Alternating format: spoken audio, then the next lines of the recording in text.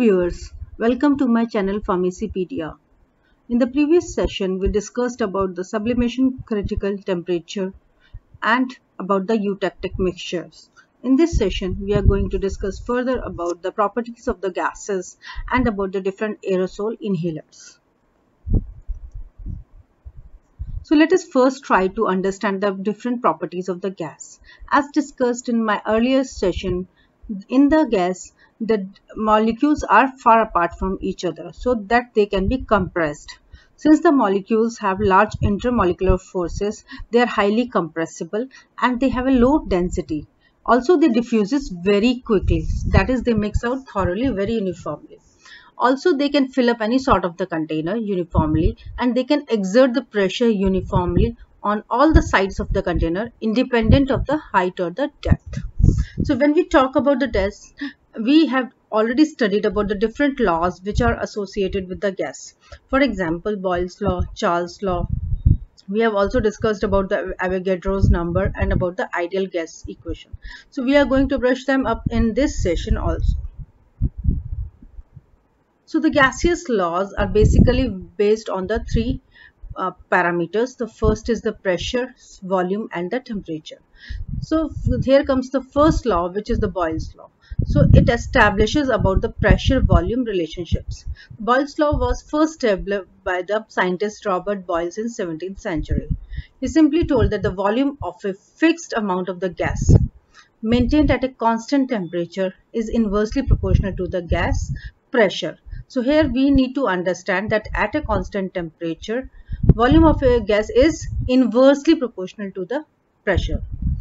So for a given sample of a gas under two different sets of the conditions at constant temperature, the equation becomes like P1V1 is equal to P2V2.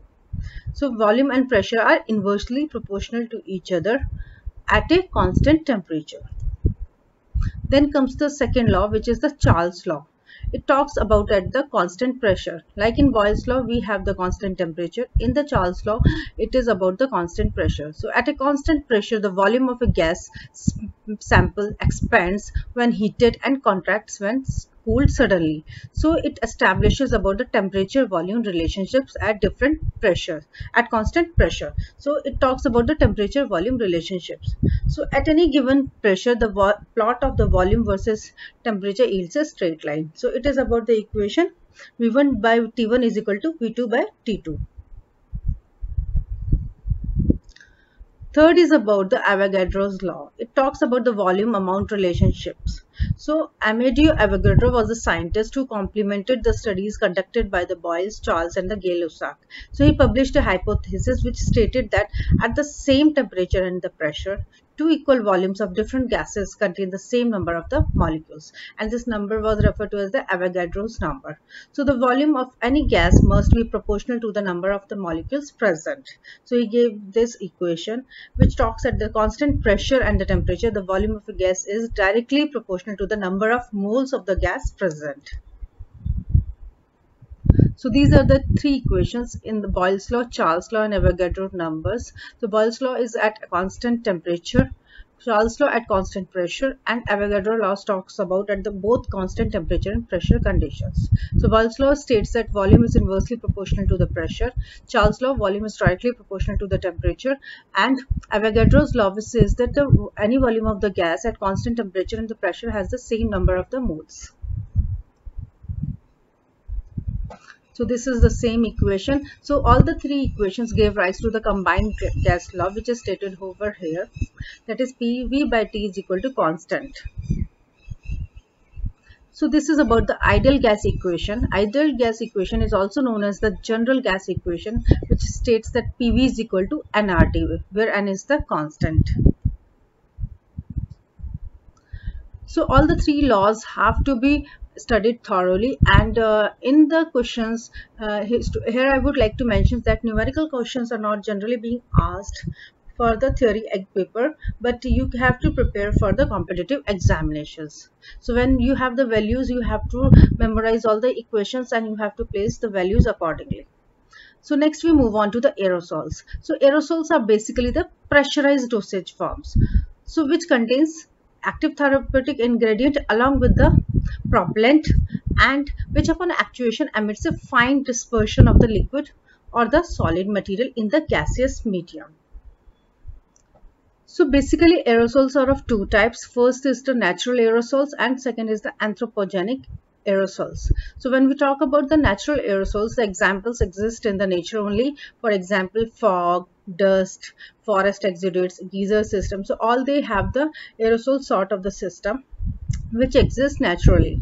Then there comes the anthropogenic aerosols. The examples are haze and the particulate air pollutants.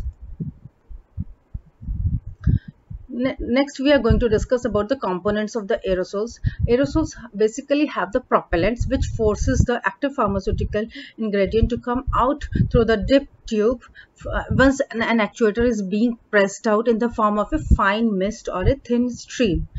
And it also comprises of the product concentrate, and it has a specialized container system. Mostly the metallic containers are being used, and actuator is the device whereby you press upon and you get the stream. Second is the dip tube or the valve tube, which controls the amount to be withdrawn from the wall of the components.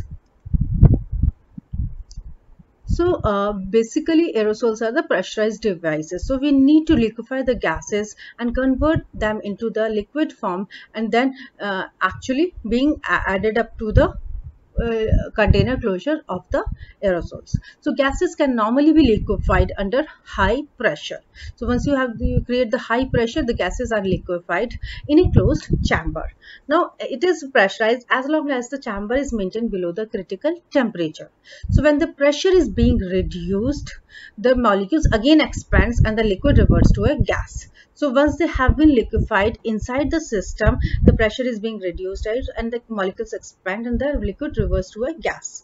So this reversible change of the state is the basic principle involved in the preparation of the pharmaceutical aerosols. So my dear students, you can understand that once we add the gaseous mixture inside the container, it gets converted into the liquefied form. But once we press the actuator and the liquid moves out, it again expands and it converts into the gaseous state. So this liquid to gaseous state conversion is the basic principle for the construction of the aerosol device. So first we are converting the gaseous under the high pressure into the liquid form in the container of the aerosols, and when we press this aerosol through the actuator, this liquid mixture gets come out, and they are, since the pressure is reduced, the molecules again expand and the liquid gets converted to fine stream, which we see when we press the actuator of the aerosols.